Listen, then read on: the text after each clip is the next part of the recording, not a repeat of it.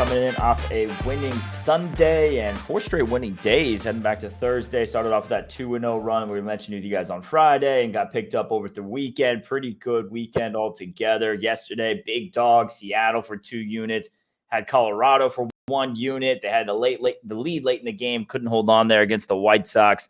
But yeah, overall, last couple of days, pretty good. Puts us in the green for the week heading into this week. Now just a few weeks out from football. Guys, keep tuned. Going to have some news about survivor pools that we're going to be doing, how to beat the bookie with some cash prizes and other things going on. And if you guys tuned into the lives over the weekend, if you guys haven't seen on the post on Instagram, people who are commenting, engaging in our content, liking and stuff like that, helping us grow, we'll be doing a giveaway each Friday for $100. So that also helps on this YouTube. If you guys could like, subscribe, comment below, help us grow this thing so we can continue to give you guys some good information. John, pretty good weekend.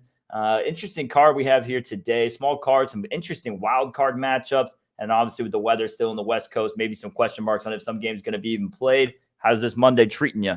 Yeah, small card could get even smaller. Let's see what's going on in California. Treat me good. Weekend was good. Sharp guys handed us another one with the Mariners. They continued to bet the Astros throughout the weekend. Mariners just red hot. Julio Rodriguez, insane. They held him to 1 hit yesterday after 4 straight 4+ hit games. So yeah, Mariners, we took 160. When the lineups came out, that Tucker, Astros team leader in homers, RBIs, and batting average would be out. We pressed the bet, and they went back and they doubled down and hit the Astros. So we'll take that W. Although they made it interesting after we got up to a 4-0 lead, had to hold on for that one. Also got gifted another game as the Sharps continued to bet the Padres. They bet them Saturday in the first game of the doubleheader against Kelly. An absolute pitching mismatch in which I posted in the preview. This game should be Arizona minus 125. So I laid minus 107 as soon as the line came up. Padres closed as a minus 120 favorite. I don't know what they keep seeing in the Padres after getting swept, because then they buried them in game 2. Maybe their run with the Padres is over, but again, they gave us just another one with the Diamondbacks. So we kind of cleaned house with Diamondbacks and Mariners over the weekend. Thank you, Sharp guys, for pressing the lineup for us. We'll take advantage. Look, most of the times we're on the Sharp sides, but once in a while, they'll go against us. If they push the number up, got no problem going against them. I don't feel anybody's any sharper than I am. And not many are. That's what you guys know. That's why you guys tune in here Monday through Friday, 1 o'clock Eastern. And we can start diving into this card. This first matchup is one of these wild card matchups we have going on today. Giants at Philly. Right now, Giants in that second wild card spot, Philly in the top one. Giants 2 games back of the Phillies. They get the win yesterday against Atlanta to snap the 3-game skid. Still just 3-8 their last 11, 2-11 their last 13 road games. Then you had Phillies coming off the Sunday Night Little League game. They're 2-5 their last 7. Giants have had success in this matchup, winning 12 of the last 15 meetings. Alexander versus Nola. Alexander, a bullpen guy, going to be an opener again. San Francisco loves their openers. Nola, he's just been brutal lately. 1-2, 6.75. Numbers been crushed here for San Francisco, and I think for good reason. A lot of success in the matchup. You have Phillies coming off a Sunday night game. Maybe someone gets a day off today. 2 teams here pretty cold right now. Giants just 2-11 in the last 13 road games, but they have had their success at Philly. That win over Atlanta, maybe that snaps something there, and they get some momentum here. I like the Giants in this spot, John. Yeah, they buried this game overnight, and always not a bad reason to go against that Sunday night game. But both teams did travel. Philly, they played that Little League World Classic. That's in Pennsylvania, not far from Philly. So I'm not going to give them too much there. The problem is Nola. Nola just has not been right. As Ben said, 6.75 ERA, his last 4 starts. He's been better at home. But Giants, I don't know so much, Ben mentioned that they love these bullpen games. They're just doing it by necessity. I mean, it's just they got a banged-up staff. Besides Webb and Cobb, you got DeSclafani on the IL. They used Jonas yesterday, so they'll be going with another bullpen game. Alexander, he's opened 3 times already this month. Not great success. 1 game, 3 runs without getting an out. I see the lean to the Giants, But with Lamonte Wade questionable, another one of their bats didn't play yesterday. I just couldn't pull the trigger, but the sharps are all over this one, all over San Fran. Now the numbers beat up. I've got no interest in this game at this point. I think Cardinals at Pirates, a couple of NL Central teams out of the mix. St. Louis, they get the win yesterday. I mean, they got beat up Carrasco, so I don't know how much you want to give them credit for anything there. Snaps a little 4-game losing streak. Pirates, they lose at Minnesota. They go 2-4 on the trip. They have had success in the matchup. They've won 5 of 7 this year, all 3 in Pitt. And going to give them the pitching edge today. It's Falter versus Rom. Rom going to be making his debut. Spent several years in the minors. Was drafted in 2018. And this year really doesn't have great numbers, 9-6, 4.682. In the last 2 starts, though, 1 run in 11 innings, 18 Ks, 4 walks. Falter, only 3 starts since coming over with Philly. Last one was his best so far. He allowed 1 run in 5 1/3 and a win over the Mets. This is an interesting home dog here. You have Pirates who have had success in the matchup. You get the pitching edge over a guy making his debut. Cardinals really not playing good baseball right now. They get a win against Carrasco. Other than that, they haven't been hitting anything. Give me the Pirates here, home dog. Why not? Exactly. So 2 teams are just not hitting. Cardinals now scoring 2.4 runs per game. Their last 5. Pirates come back off their trip 2-4, hitting just 203. Falter has been decent in his 3 starts with the Pirates, allowing a pitcher to a 4.87 ERA. So not terrible. Don't know what to expect out of Rom. Not great starts, over 20 starts, AAA starts. Much better his last couple of starts. St. Louis, this again, we talk about the teams that were projected to be playoff teams, now playing out the string, as opposed to teams that knew they're going to be bad all year. And that'd be more like the Pirates. So as a home dog, I would be Pirates or nobody. The Mets at Atlanta. Really tough to back the Mets in this matchup. Braves just obliterated them earlier last week in that matchup. They've now won 14 of the last 17 meetings, 9 of 10 in Atlanta. Mets are playing some of their best ball of the season right now. They've won 6 of 8. Granted, they're beating up on some worse teams to get the loss last night. They are the 2nd worst road record in the NL. Braves are the 2nd best home record in baseball, best offense in baseball. Pitching edge, I'm going to give it slightly here to Winans. It's Peterson versus Winans. Peterson's just been really bad on the road this year, 7.75 ERA in 10 outings.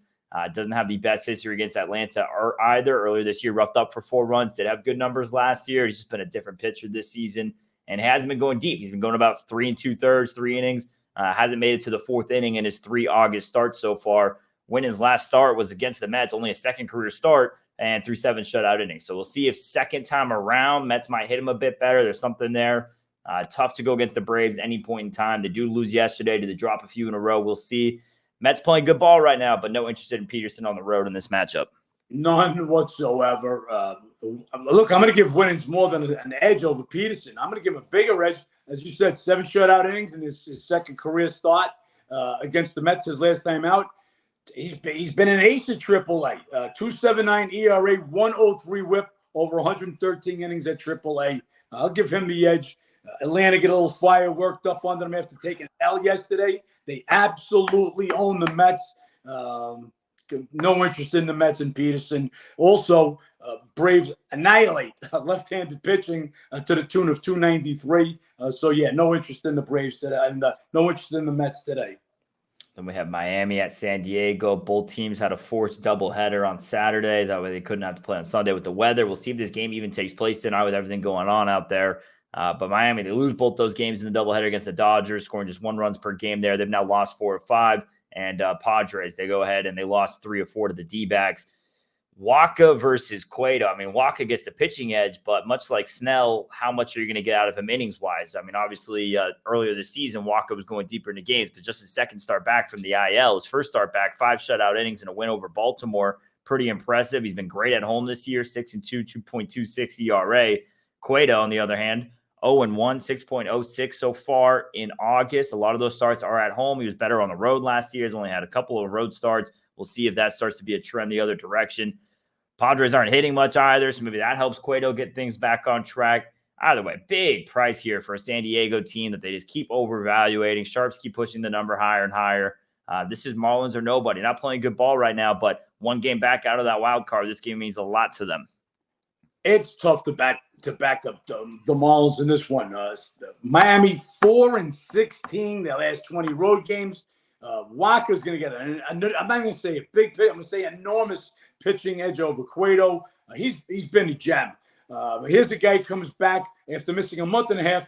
He goes 5 shutout innings in a win over the Orioles, the team of the Pestrick in the American League. And the guy's been lights out at home. 6-2, 2.26 ERA in 9 home starts. All that being said, this number is just huge. Are they done betting San Diego? Let's see what the Sharps want to do.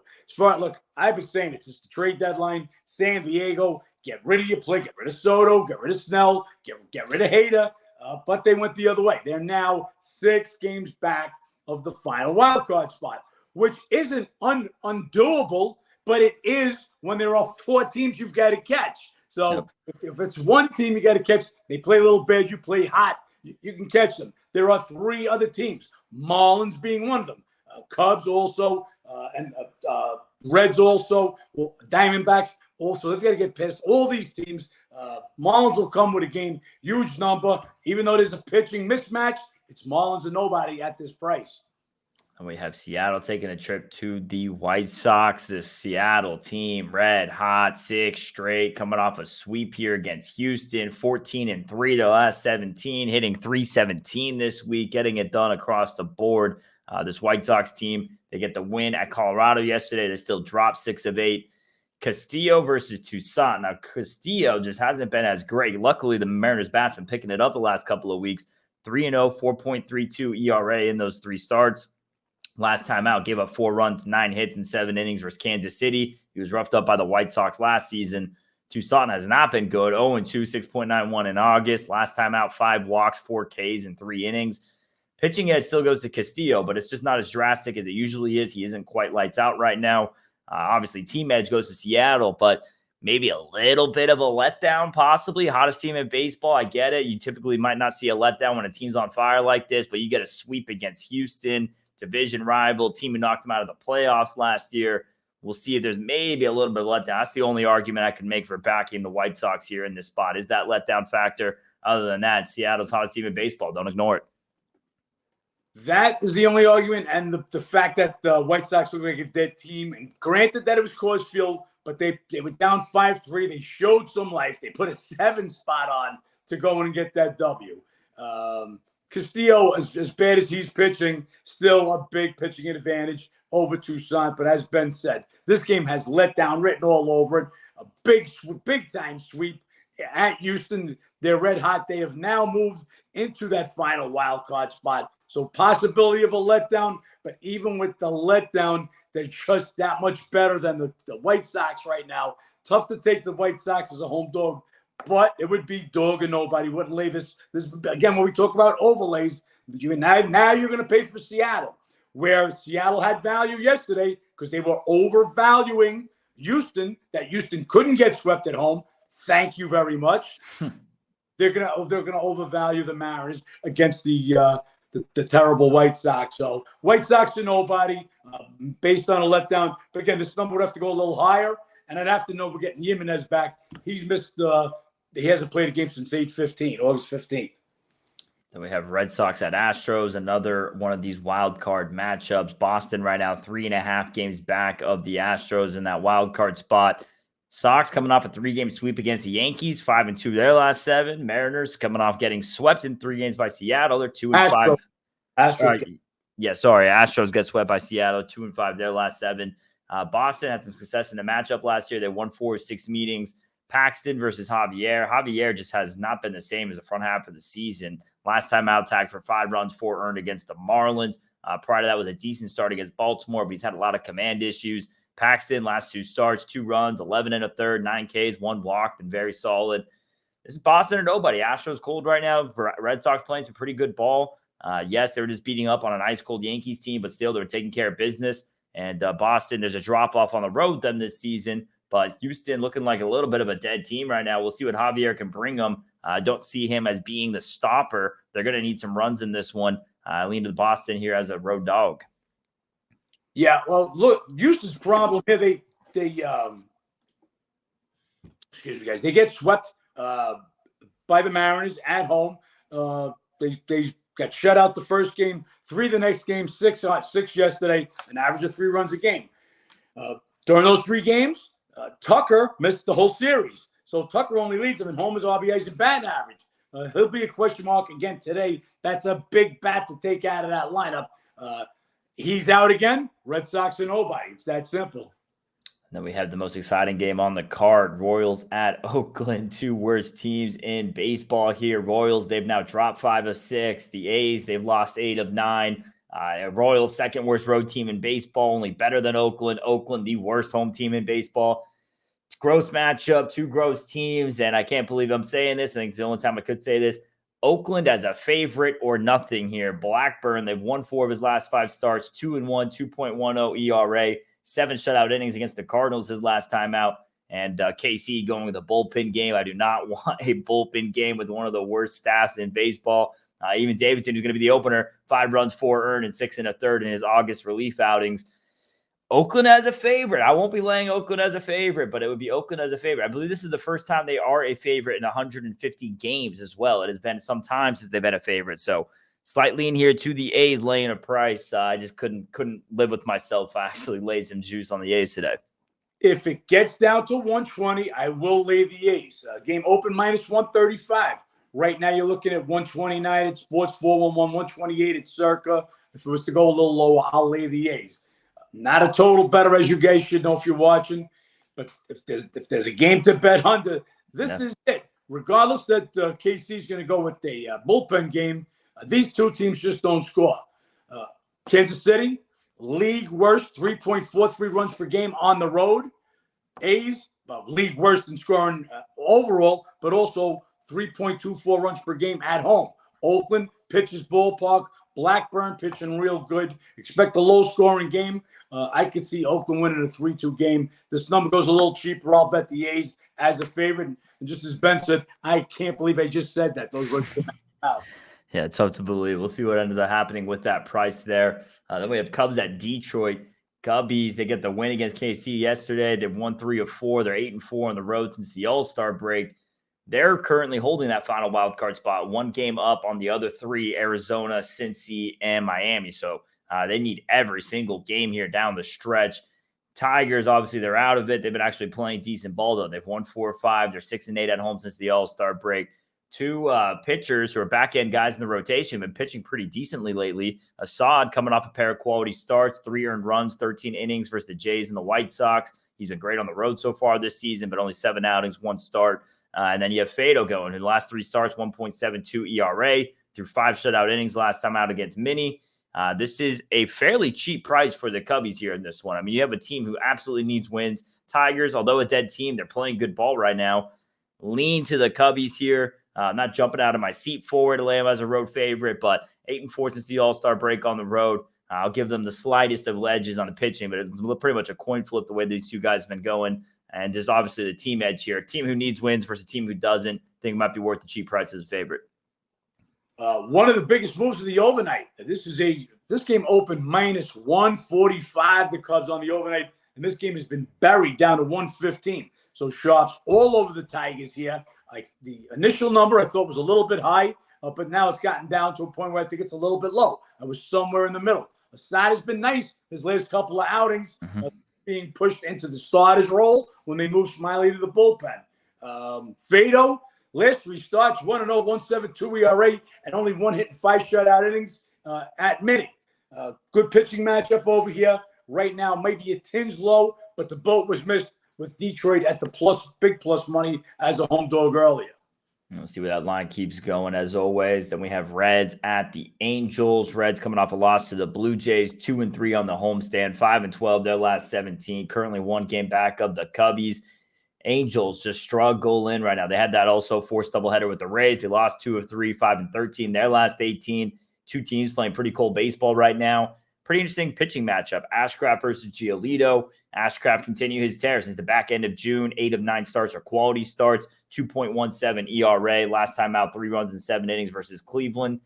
Giolito, brutal since they've acquired him. 1-3, 8.14. The only saving grace in that is that 3 of those starts were road starts. He's been bad on the road all season long. The one home start was a quality start. Home numbers this year, obviously, this is more so in Chicago, 4-2, 2.62. We'll see if those home numbers continue to trend that way in LA as well.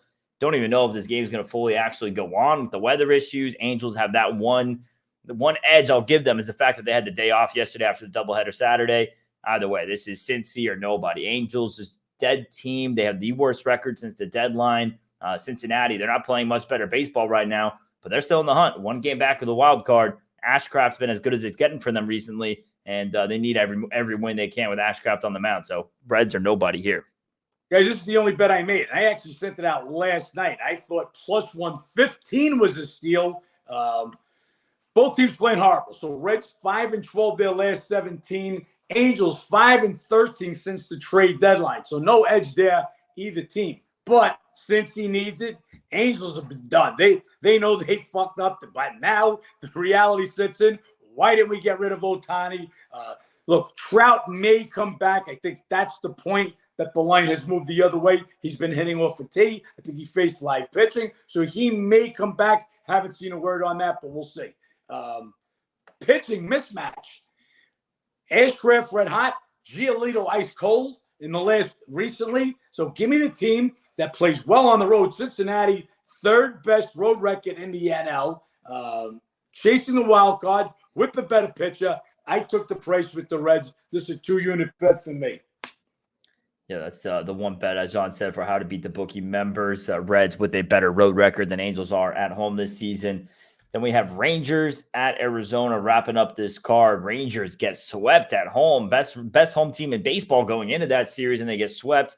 They've now lost 4 straight, and they're second still hitting and scoring, obviously. D-backs, they take care of business against the Padres, took a doubleheader. They went 5-2 on the trip. And again, they're another one of these teams, one game back in that wild card race, tied up there with the Reds and the Marlins. Montgomery versus Sony. I memean, Montgomery definitely gets the pitching edge here. He's been terrific since coming over. Really, the last 2.5 months, he's been on a tear. 3 straight quality starts with the Rangers, though, 2.50 ERA. Last time out, 1 run in 6 innings against the Angels. Sony, only a couple of career starts. Hasn't made it to the 5th inning yet. First time, 2 runs in 4 2/3 for San Francisco. Last time out, 2 runs in 4 innings at Colorado. We'll see if he gets a leash extension here. 2 teams needing wins. Rangers ice cold right now. Before that little 8-game win streak they had, they were really ice cold on the road as well. This is a look at a home dog here. Another one of these teams who's Arizona was the coldest team out of the break, and they're starting to turn things back around a little bit. They've heated up over the last couple of weeks. If that continues, that's going to make this wild card race interesting. A home dog with the wild card team in the mix has to be the lean in this one. Absolutely. Well, Montgomery has a real big pitching advantage. Rangers, all of a sudden, those bats, they're second in hitting, second in scoring, but those bats are slowing up a little bit. Excuse me. Just 2.75 runs per game over this 4-game losing streak, and their road play has not been good. They need a big win here. Arizona getting themselves back into this wild card chase. Have to take the price. Arizona or nobody. And then we don't keep up with NFL preseason too much for you guys, but there is a trend that everyone and their mother knows going on tonight. Ravens at Washington, 24 in a row. The Ravens have won preseason games, and you guys know we always say the trend is your friend. Cheap price, really. I mean, you're looking at a cheap money line favorite for Baltimore today at that. I don't keep up with casino liabilities, especially the preseason, too often. But I took a look at the money action on this game. You got 98% of the money coming in on Ravens money line. This might be the biggest liability casinos I've ever had in a preseason game. Reverse line movement here, Ben. So this game opened up Ravens 3.5, and you're looking at right now the line is 1.5 Ravens. So it tells me all the money is on the Ravens except the sharp money. And that's on the Skins. But as Ben said, tough to buck that trend. That's a trend. That tells you a mindset that most coaches preseason is to see what players look like. Baltimore goes to win. They play to win games. And that's a big advantage over the rest of the teams if you're just trying to get a look as opposed to a team that's trying to get a win. So sharps on the dog. Ravens a 24-game winning streak in preseason. Let's see who prevails tonight. We'll be watching this one. Yeah, and that might be a part of the correlation too, with Ravens also having leading the NFL in injuries last couple of seasons as Yeah, well. absolutely. You get out there and get these guys out there trying before they're actually ready, and that's what that can lead to. Nope. But that's a little NFL tidbit for you guys. 2 weeks away from NFL season. College football starts up on Saturday. Already have a few reads there for you guys. Going to have those on the app in a couple of days with some breakdowns for the weekend. John, pretty good weekend for us. Last 4 days, nice in the green here. Gets us back in the green for the week. And interesting card today. A lot of weird playoff matchups. And obviously the weather is something we're keeping an eye on. But hopefully we can keep it rolling from the weekend. Yeah, we'll see how that all goes. And as Ben said, 2 weeks away, we're already starting our NFL reading. Opening day, is it 2 weeks from this Thursday? So if you're not a member, guys, become a member. We'll be doing this survivor pool, as Ben said. The more members that sign up, the higher the pool goal will be, at least $1,000. And once again, try to help us grow. So give us some shares, some likes, some comments. And every Friday, we're going to give away $100 on our Instagram Live. We go live noon every single day, Eastern. We'll draw a winner, $300 if you got nothing else to do. Nope. Appreciate you guys who've been tuning in here Monday through Friday, 1 o'clock Eastern. Like John said, Instagram Lives every day, 12 Eastern. Make sure you guys tune in, help us engage, like, comment, subscribe. Let's make some money, John. Make some money.